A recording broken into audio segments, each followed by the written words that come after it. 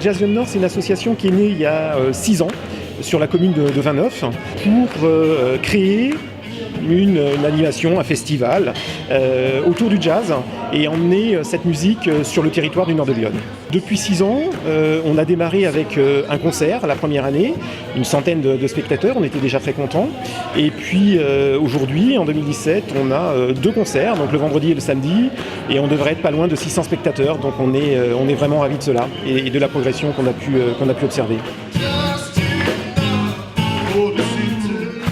2 genres complètement différents. Vendredi soir, donc ce soir, le groupe Inner Vision, qui est un groupe de musiciens poitevins qui s'est formé il y a quelques mois et qui va revisiter les grands standards de Ray Charles et de Stevie Wonder.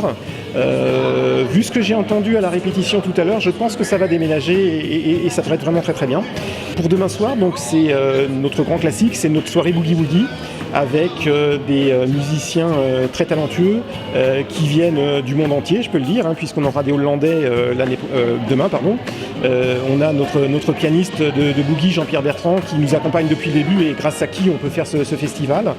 Et on va également avoir des danseurs de Boogie Woogie. On a envie tous les ans de faire découvrir des choses un petit peu différentes. Et donc là, ça sera la danse du Boogie. Et on va proposer au public qui le souhaite de danser également avec nous.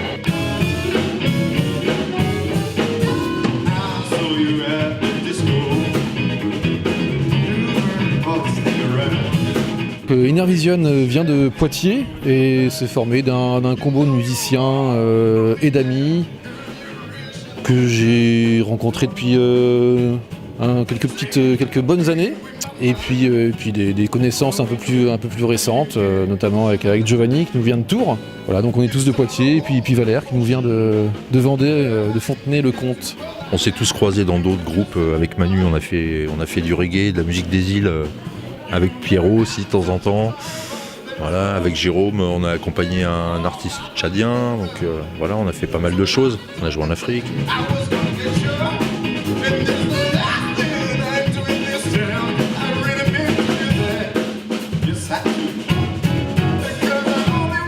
On était étonnés de voir autant de monde en fait. Voilà, parce que bon, on est arrivé, on sait qu'il y a un concert aussi demain. Donc, et puis qu'il y a une association ici qui est active pour essayer de promouvoir des spectacles. Donc ça fait plaisir parce que nous on aime bien jouer partout. C'est super agréable aussi de pouvoir jouer devant une salle comble. C'était complet ce soir, c'est quand même chouette. Et une salle très attentive. Oui, c'est ça. Pierrot, c'est ça. Il était très, très présent, très, très à l'écoute. Ils avaient envie de participer avec nous, d'être embarqués dans notre histoire. Donc c'est agréable.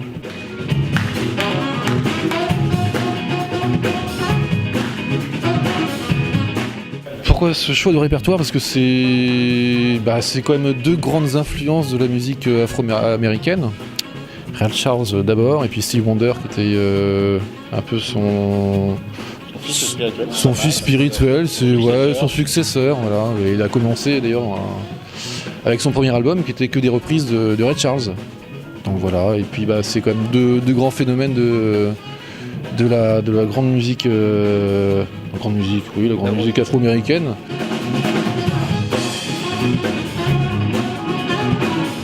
On a choisi pas de jouer forcément les morceaux les plus connus, parce qu'il y a Stevie Wonder a composé énormément de morceaux, et puis il y en a des dizaines qui ont été dans les charts que tout le monde connaît. On en a pris certains qui étaient connus, et on a aussi pris des morceaux un peu moins connus, donc pour se faire plaisir et puis pas présenter que des morceaux que les gens peut-être ont déjà dans l'oreille.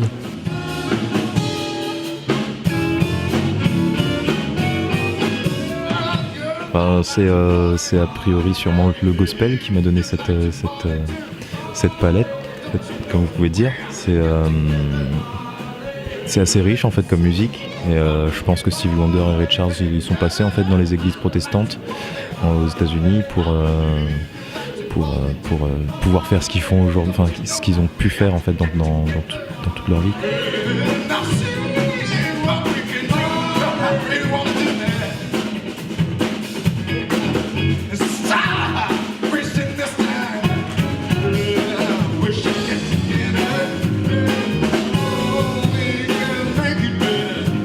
You